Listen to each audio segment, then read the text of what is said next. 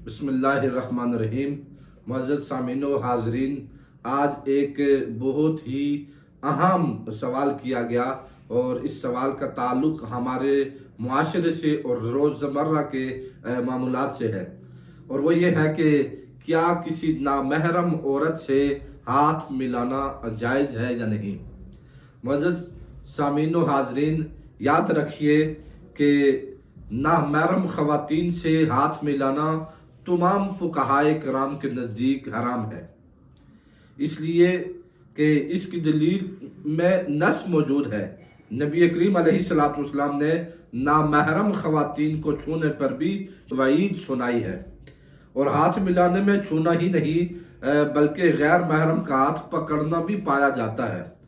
जैसे कि तिबरानी की रवायत में हज़रत माक़ल बिन यसार रज़ी अल्लाह ताला अन्हु रसूल अकरम सल्लल्लाहु अलैहि वसल्लम का फरमाने आली शान नकल फरमाते हैं कि अपने सर को लोहे के कंगन से जख्मी करना बेहतर है इस बात से कि वो नामहरम खातून को छुए।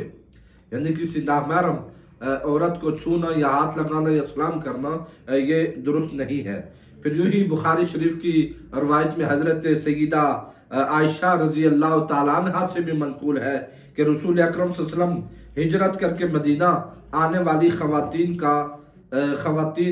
का सूरह तहरीम की आयत की रोशनी में उसके मुताबिक आपने इम्तिहान लेते कि वो कहीं अल्लाह और रसूल सल्लल्लाहु अलैहि वसल्लम के अलावा किसी और मकसद से हिजरत करके तो नहीं आई। ये उनका इम्तिहान लिया जाता और जब वो इम्तिहान पर पूरी उतर आती तो रसूल अकरम सल्लल्लाहु अलैहि वसल्लम उनसे कहते कि मैंने तुम्हें ज़बानी बैत कर ली है।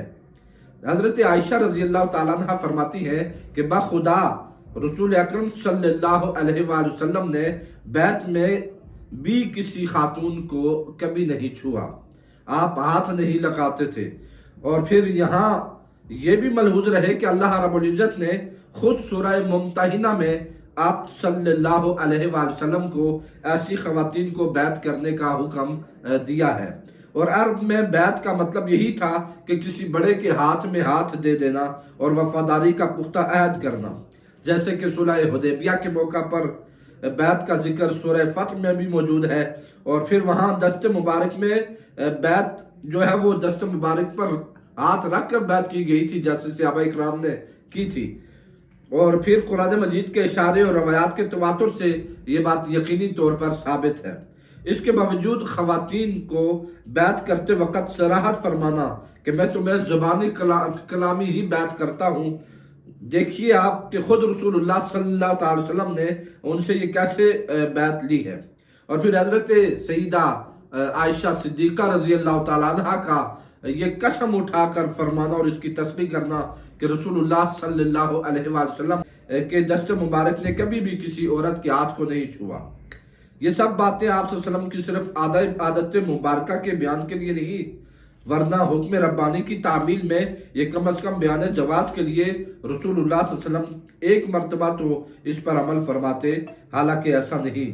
आप सही बुखारी के ये अल्फाज मुलाहिज़ा फरमाएं कि मा मसत यदु रसूलिल्लाह सल्लल्लाहु अलैहि वसल्लम यदम रआतिन इल्ला रआतुन यमलिकुहा, यानी आप सल्लल्लाहु अलैहि वसल्लम के दस्त मुबारक ने किसी औरत को कभी नहीं छुआ सिवाय इस औरत के जो आपकी ममलूका हो। यानी इतनी वजाहत फरमा दी कि आप सल्लल्लाहु अलैहि वसल्लम सिवाय उस औरत के जो आपकी मिल्कियत में हो, आपकी बांदी हो, उसके अलावा आपने कभी किसी औरत को नहीं छुआ और आपने इससे सख्त मना भी फरमाया है।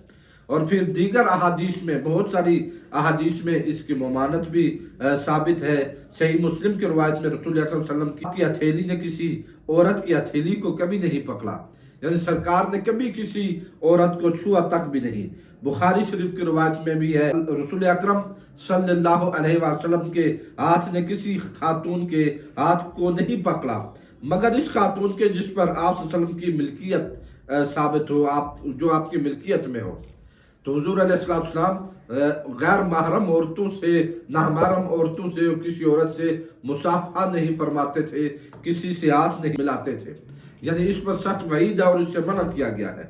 और इस दीगर बहुत सारी हदीस में, जैसे अबू दाऊद शरीफ की एक हदीस मुबारका है कि हाथ का भी जना होता है और हाथ का जना पकड़ना होता है।